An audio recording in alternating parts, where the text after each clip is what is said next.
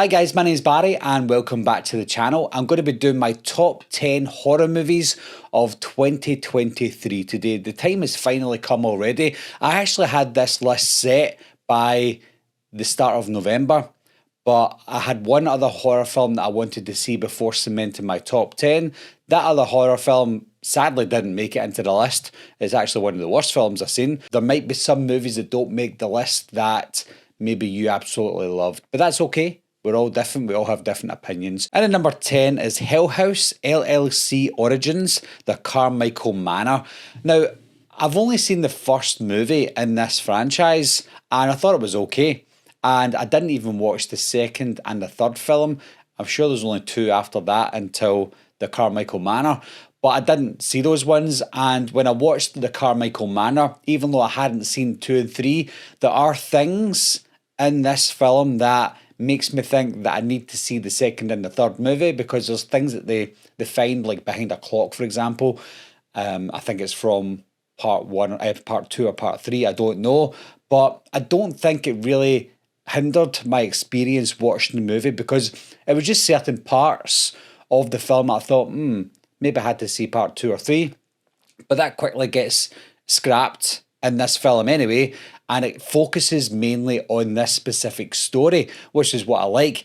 And if I'm being honest, I actually enjoyed this movie better than the first one. I wasn't a massive fan of the first one, and I know there's a kind of cult following for this franchise now. I'm not one of those people, but I watched this movie blindly thinking it's going to be rubbish, because found footage movies are kind of going out now. And so watching this one, I'm like, oh, this is pretty good. It's actually doing things in this film that made found footage movies good back in the day. It's almost like it's going, do you know what, we're going back to basics. Let's go back to basics and do what found footage movies used to do.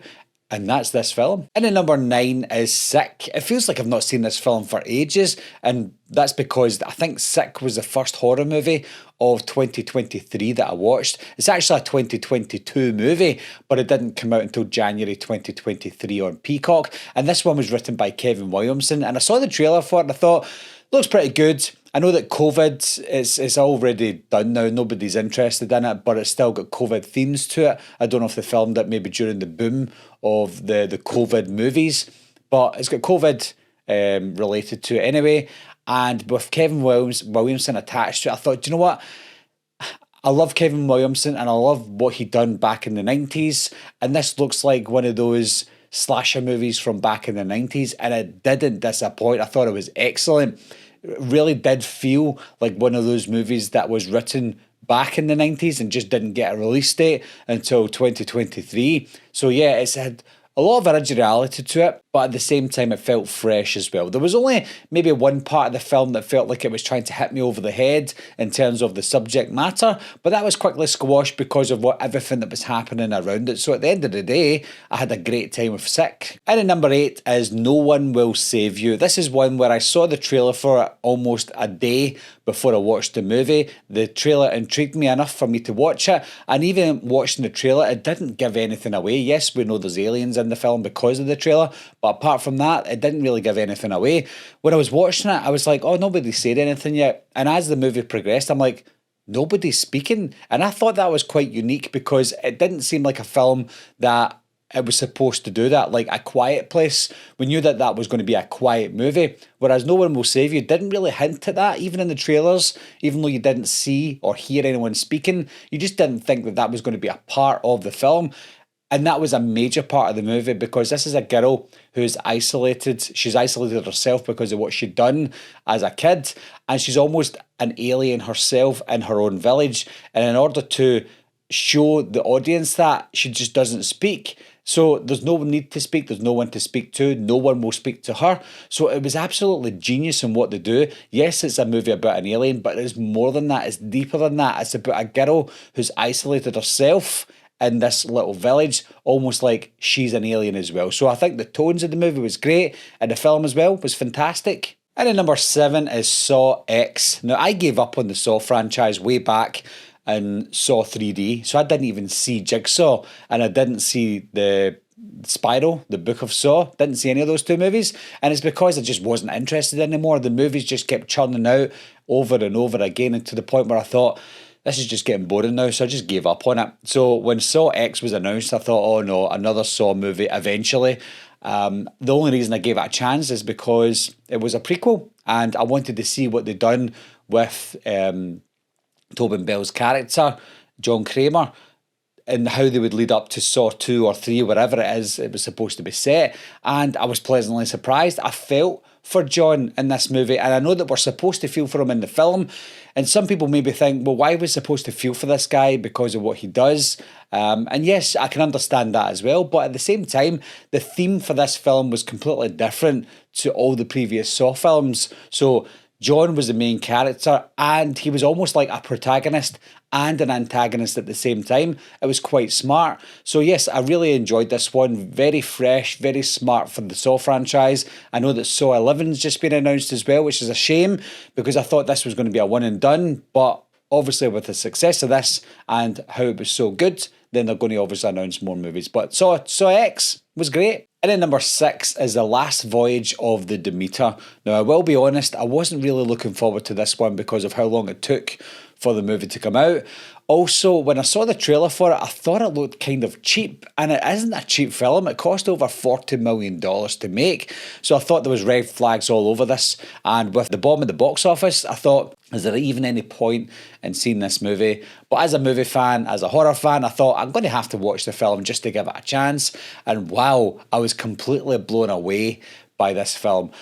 To take a simple Dracula story, now it is a story from the Dracula Chronicles, and just make it into this feature-length movie, it sounded like a hard task, but it was great. I loved the creature feature behind it. It wasn't Dracula as a man, at least until the end of the film.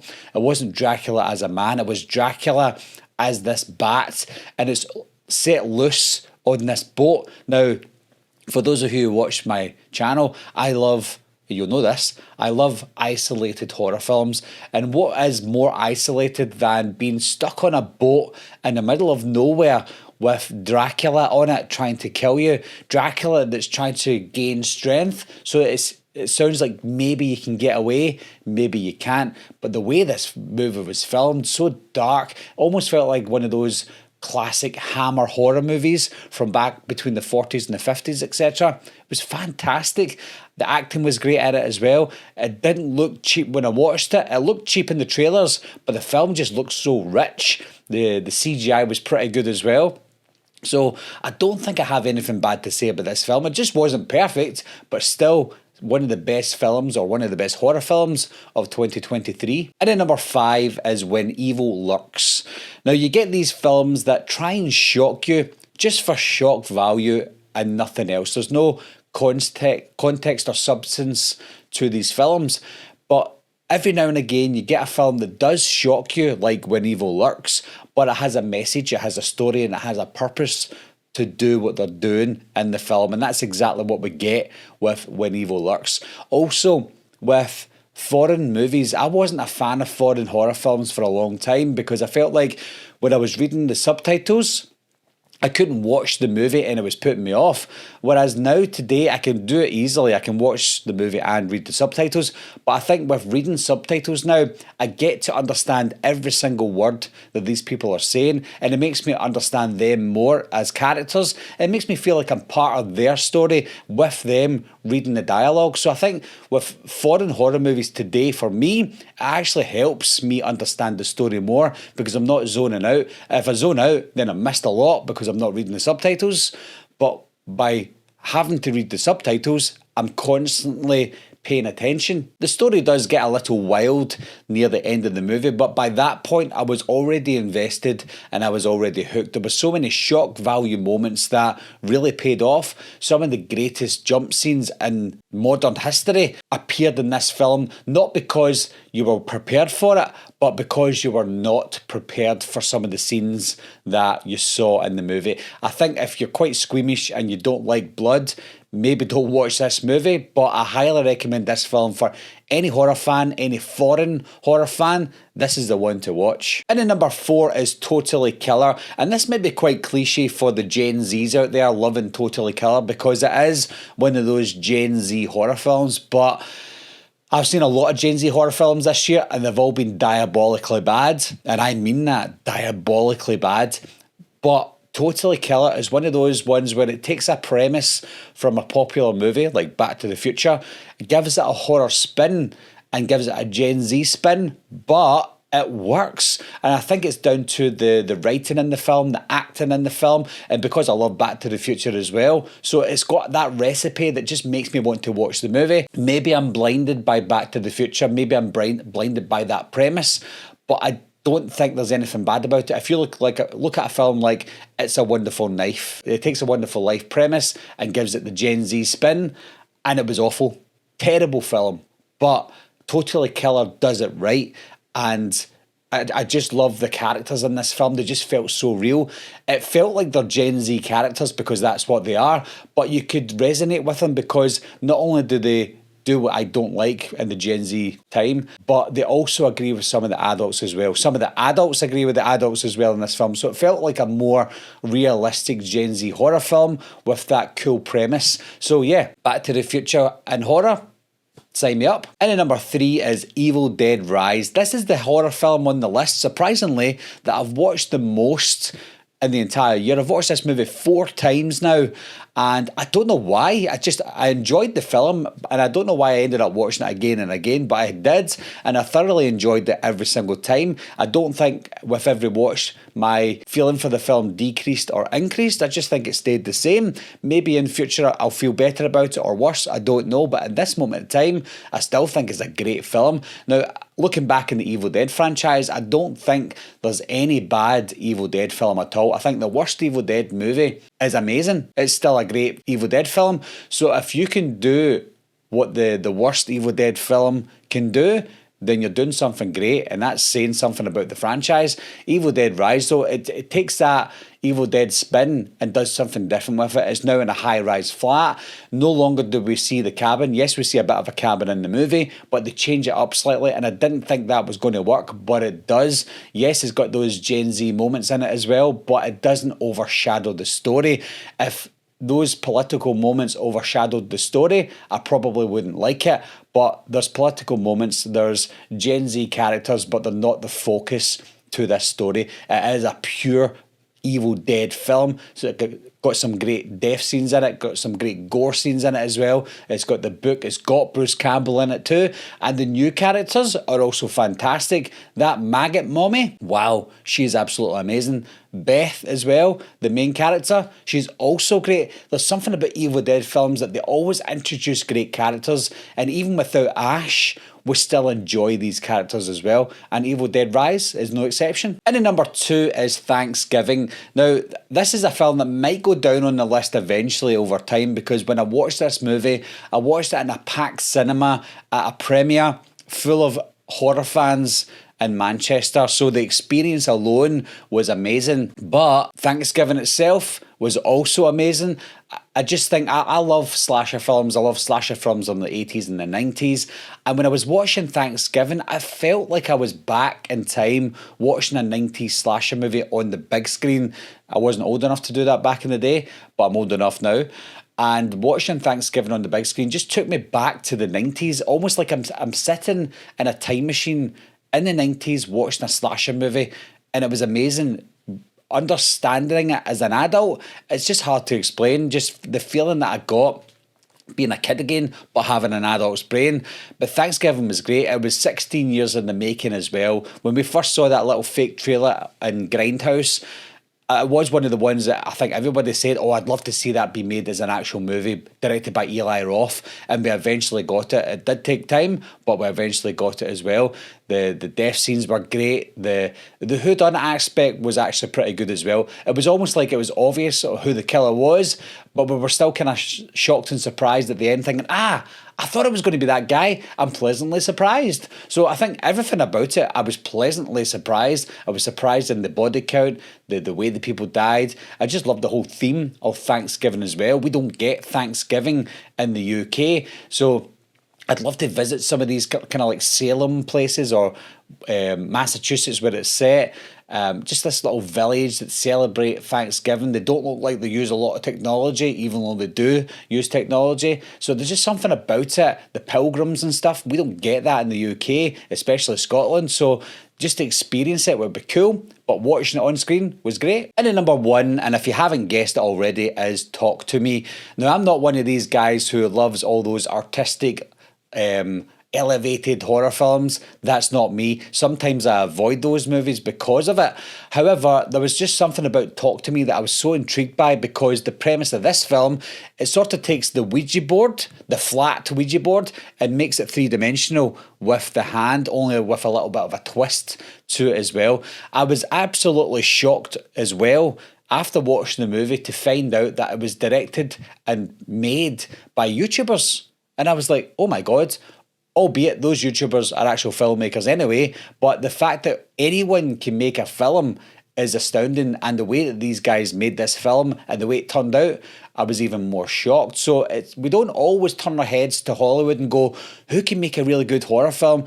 Could it be Steven Spielberg? Could it be Quentin Tarantino? Well, maybe not. Maybe it's just the genuine horror fans that can make a genuine scary horror film. And that's what this is. There's hardly any jump scares in Talk to Me. It's all about the story. And that's what I love about any movie, not just horror, but I need to be intrigued in the story and the characters. I have to be invested. There has to be something there that I feel for these characters. The main character, you feel for her straight away because we find out that her mother's dead, and she gets a chance to speak to her mother, who we think it is. We still don't know if it is or it's not. And the way the movie unfolds, the way the movie plays out, it's quite haunting as well. The ending too, I think it left it ambiguous for the viewer as well. What does it mean with us seeing the dad get into the elevator going up, and if she's going down, or is he going down and she's going up? I can't remember. But there's so many things in it you question, but it doesn't give you answers to. And it's not one of these films that it leaves unanswered questions and it leaves you disappointed. It leaves you with questions that you've asked yourself, that could that be the case, and could that be the case? And it answers everything that it needs to in order to be a complete movie, but it leaves things out for you and I, as the viewer, to go, that's interesting. I'd love to find out what happens there.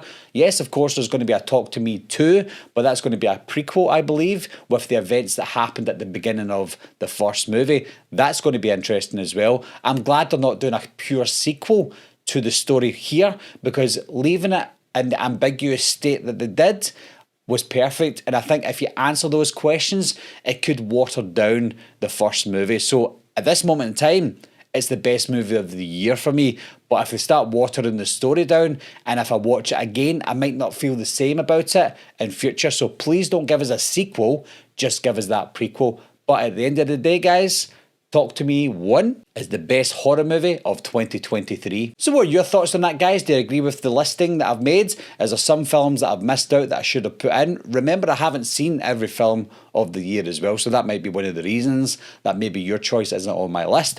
But leave your top 10 down below. There's only 10 to choose from, so you might as well put in your top 10. Let me know how they match up with mine, if you agree with mine or not. But leave your comments down below, guys. Let me know what you think, and I'll talk to you soon. Meeting adjourned. I'll be right back. What are you waiting for, huh? Coming to get you, Barbara. Ever played Skin the Cat? Someone's in the